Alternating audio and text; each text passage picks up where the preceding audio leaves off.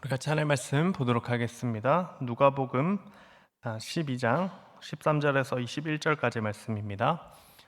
누가복음 12장 13절에서 21절까지 말씀 성경책 꺼내서 한번 찾아보겠습니다. 우리 한 절씩 교독하고 마지막 21절 말씀 같이 읽겠습니다. 누가복음 12장 13절에서 21절까지 말씀입니다. 무리 중에 한 사람이 이르되 선생님 내 형을 명하여 유산을 나와 나누게 하소서 하니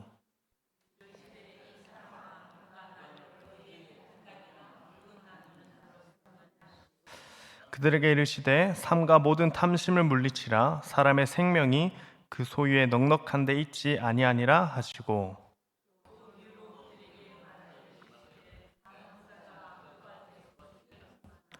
심중에 생각하여 이르되 내가 곡식 쌓아둘 곳이 없으니 어찌할까 하고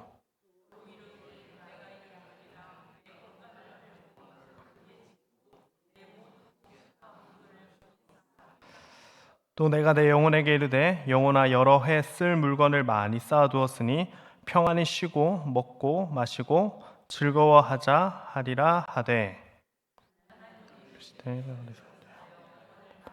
영혼을 도로 찾으리니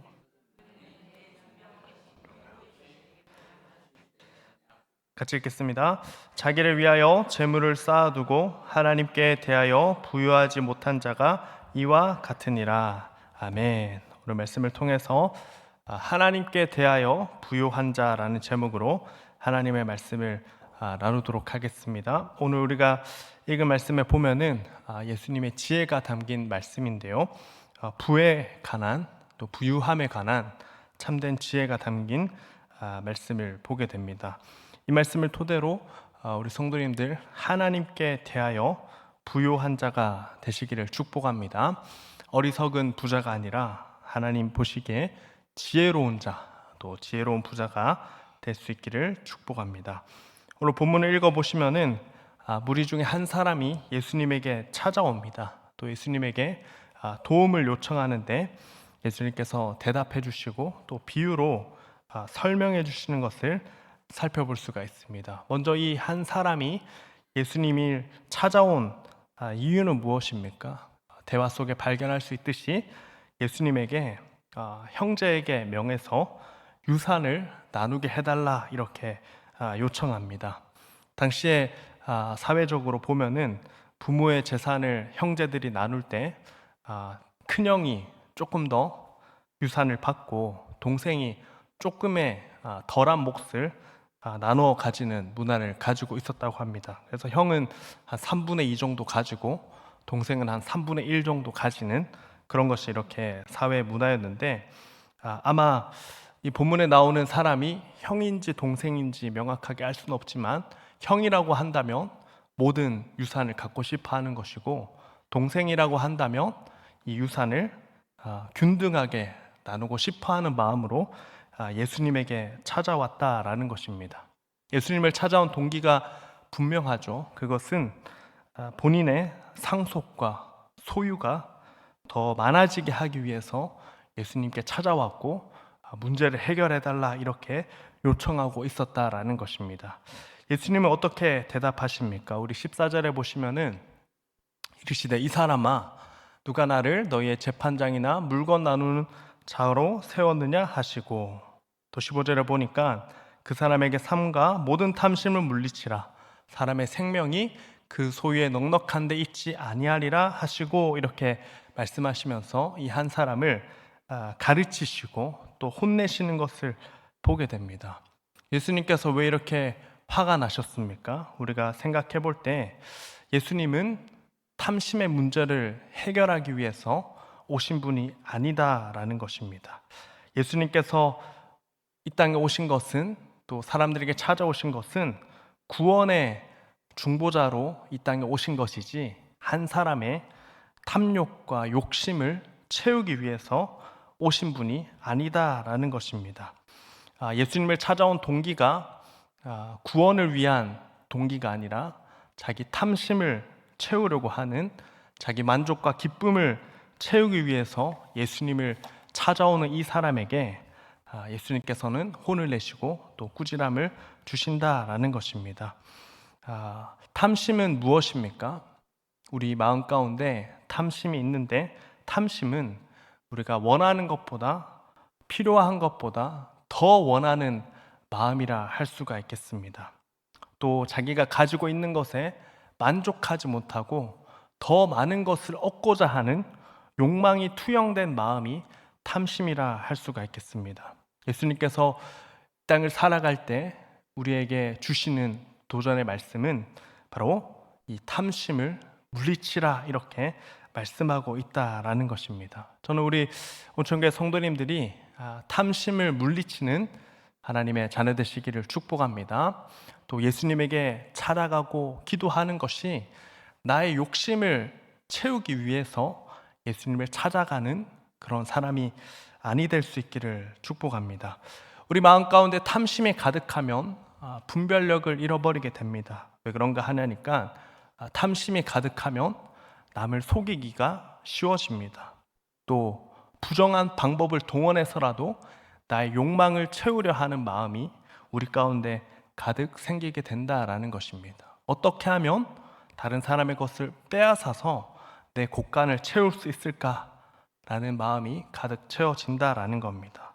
탐심을 추구하는 인생은 하나님께서 기뻐하는 인생이 아닙니다. 또 오늘 말씀에서도 예수님께서 단호하게 말씀하시듯이 이 탐심을 물리치라, 이렇게 말씀하시죠. 그래서 우리는 탐심 가운데 휩쓸리는 인생이 되어선 안 된다라는 것입니다. 그래서 오늘 첫 번째로 우리 성도님들, 우리가 소유를 가지고 이 세상을 살아갈 때 탐심이 나의 삶의 목적이 되지 않아야 되겠고, 또 탐심을 채우기 위해서 내가 열심을 다하는 그런 사람이 아니 되어야 한다라는 것입니다. 하나님이 주신, 또 내게 주신 이 모든 것에 만족하며 감사하며 또 내게 주신 재능을 힘껏 발휘하는 그런 지혜로운 사람이 되어야 할 줄로 믿습니다. 이어서 예수님께서 이 한 비유를 말씀해 주시죠. 어리석은 부자에 관한 내용을 말씀해 주십니다. 부자인데 어리석은 부자다, 이렇게 말씀하고 있죠. 왜 어리석은 부자입니까? 아까 얘기 드린 대로 탐심으로 가득한 부자였기 때문입니다. 아무리 돈이 많아도 탐심이 많은 사람들, 우리 성도님들 주변에 계시죠. 저도 간간히 보는데 막 소유가 많은데 나누어 주는데 인색한 사람이 있습니다. 보면은 굉장히 얄밉고 막 조금 속이 별로 좋지 않습니다. 말씀에 보니까 이 부자가 탐심이 가득해서 자기만을 생각하고 자기의 욕심을 채우고자 하는 이 부자가 어리석은 부자다라고 말씀하고 있습니다. 예수님이 말씀하신 이 부자가 왜 어리석은 부자입니까? 첫 번째로 자기 자신만을 생각했기 때문입니다. 우리 16절과 19절까지 말씀 한번 볼까요?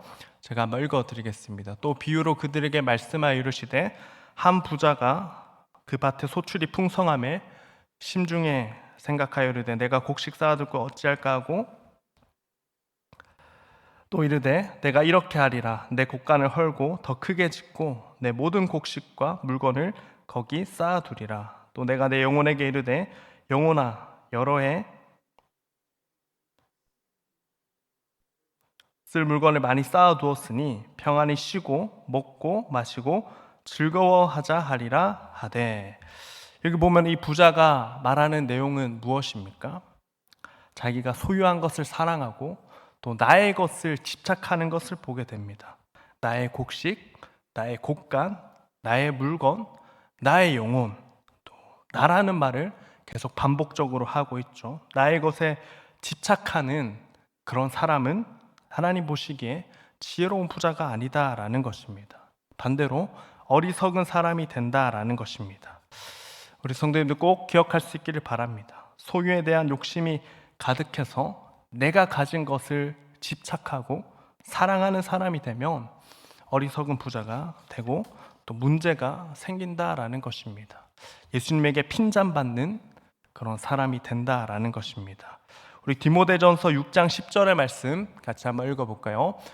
돈을 사랑함이 일만하게 뿌리가 되나니 이것을 탐내는 자들은 미혹을 받아 믿음에서 떠나 많은 근심으로써 자기를 찔렀도다. 아멘.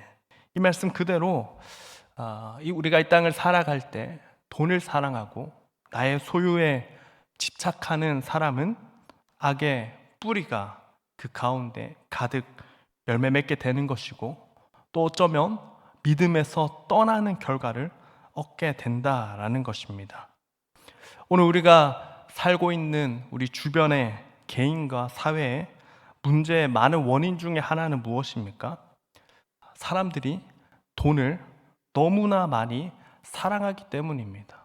나의 것을 너무나 많이 사랑하기 때문에 우리 주변에 문제와 어려움이 끊이지 않는다라는 것입니다. 사랑하는 성도님들, 하나님이 우리에게 재물을 허락하신 것은 스스로 만족하고 스스로 성을 쌓고 곳간을 쌓아서 만족하며 살아라라고 주신 것이 아니다라는 것을 꼭 기억하는 우리 성도님들 되시기를 바랍니다.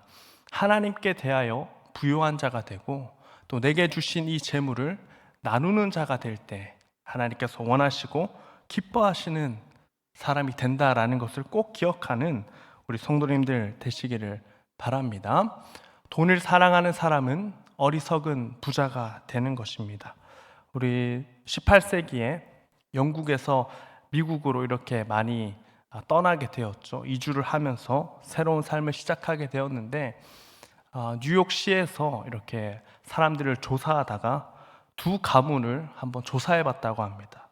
마르크 슐츠라는 사람이 있었고 조나단 에드워즈라 하는 사람의 가문을 이렇게 몇 년간 비교해서 살펴보았는데, 이 마르크 슐츠라는 사람은 돈을 사랑해서 돈을 많이 벌면은 최고다라고 생각해서 이렇게 여러 방법을 동원해서 돈을 많이 벌고 큰 성공을 하면서 또 가문을 이루게 되었고, 또 조나단 에드워즈는 이렇게 새로운 곳에서 시작할 때 신앙과 믿음으로 한번 살아가 봐야겠다 생각하며 이렇게 가문을 세웠다고 합니다. 한 150년이 지나게 되어서 두 가문 다 한 1000명 정도 되는 이 자손을 이루게 되었는데, 돈만을 사랑하고 추구했던 이 마르크 슐츠의 후손들을 조사해 보니까 수많은 사람들이 약물 중독이라든지 정신 이상이라든지 문맹이나 어려움을 겪는 사람들이 많이 있었던 것을 조사하게 되었고, 또 그와 반대로 이 신앙의 삶으로 가문을 이루고자 했던 조나단 에드워즈의 후손들은 학교를 세우고 선교사가 되고 목사가 되고 교수와 교사들이 많이 배출되는 사회에 훌륭한 사람을 많이 낳게 되는 가문이 되었다라는 것을 이렇게 조사 가운데 발견하게 되었다라는 것입니다.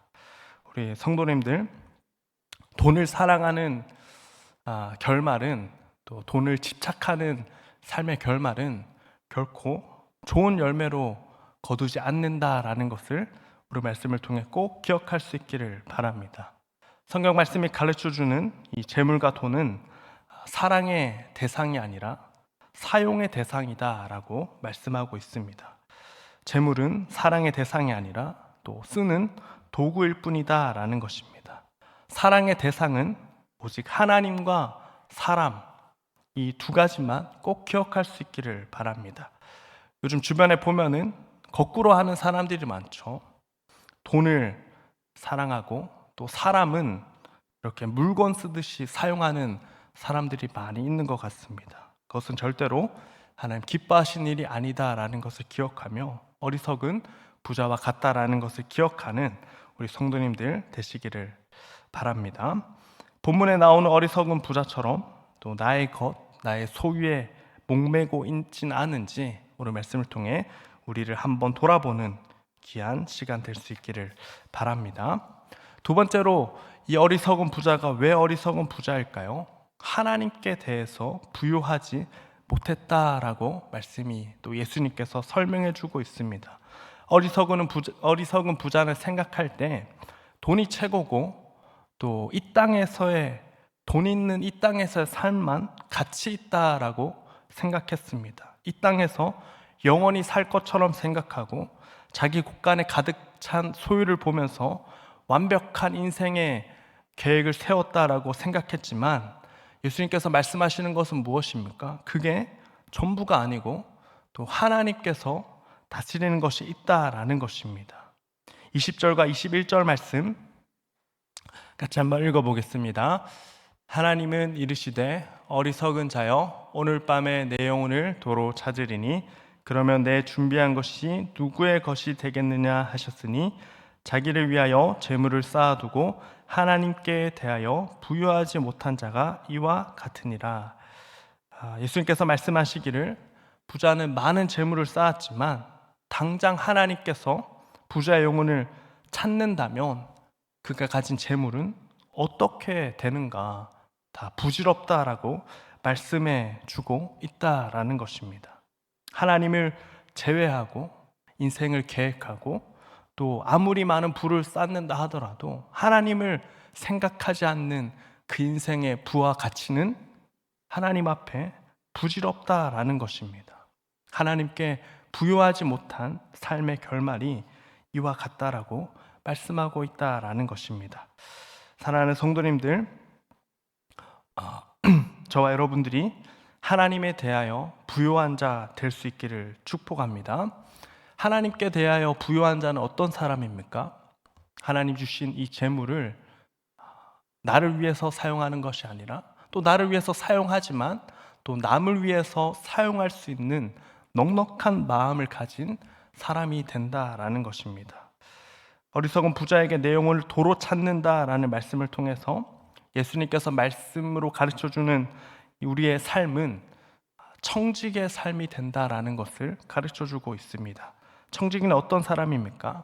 자기 소유의 것이 아니라 주인의 소유를 잠시 맡은 자와 같은 것 아니겠습니까?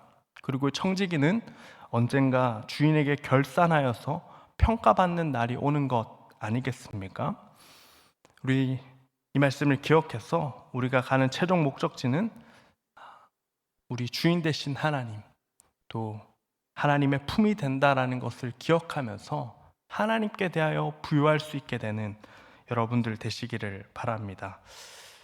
언젠가 하나님께서 내게 맡겨주신 시간과 재물과 건강과 기회와 또 사명과 목적에 대해서 반드시 계수하시고 평가하는 날이 온다라는 것을 오늘 말씀을 통해 꼭 기억할 수 있기를 바랍니다.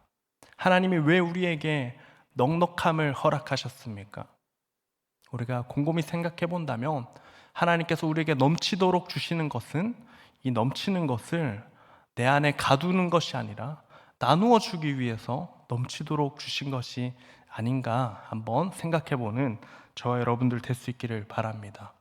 또 우리 말씀에 보면 하나님께서 나누어 주는 것, 나그네와 가부를 돌볼 때 하나님께서 기뻐하신다라고 말씀하고 있죠. 그래서 우리가 어떤 소유를 가지게 된다 하더라도 하나님께 대하여 부여할 수 있는 또 하나님 앞에 서게 될 그날을 늘 생각하며 이 땅에서 영원히 살 것처럼 생각하지 않는 하나님 앞에 서게 될 그날을 한번 생각해 보는 하나님께 부요한 사람 될 수 있기를 축복합니다. 가끔 성도님들 중에 경제적으로 조금 힘들고 또 남들과 비교해서 좋지 못한 환경에 산다고 생각하셔서 조금 이렇게 스스로 부끄럽게 생각하시는 분들이 종종 계시는 것 같습니다. 부끄럽게 생각해야 될 일입니까? 내 소유가 조금 적다고 해서 조금 부끄러운 일일까요?